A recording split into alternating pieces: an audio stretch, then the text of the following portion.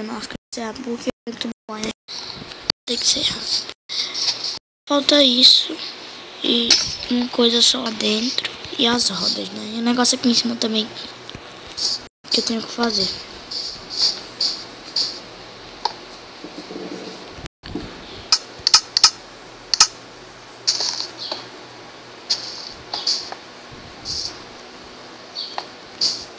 Vamos lá, tem que ser rápido, galera. A gente pode falhar nessa missão.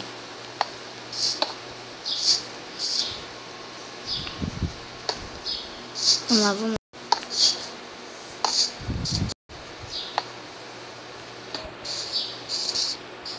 Só mais um aqui, ó.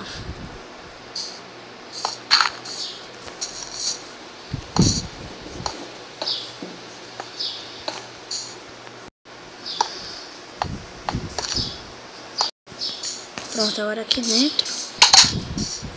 Entra logo. O que eu disse era só o cinto, né? Que tem que botar de segurança, que eu vou botar o botão. Cinto de segurança vai ser o botão, vai ficar aqui ativo. Aqui bota aqui em cima. Bota aqui em cima. Aqui bota aqui. Aqui bota aqui, outro que eu ia o carpete.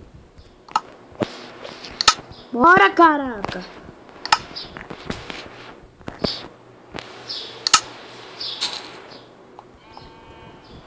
O carpete vermelho tem que ser rápido.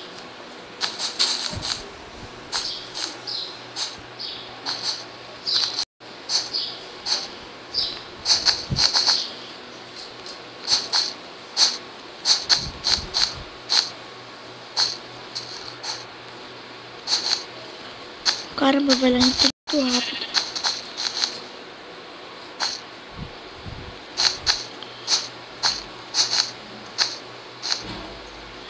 Eita, galera, acho que não vai dar não, mas tudo bem. Só pra terminar isso.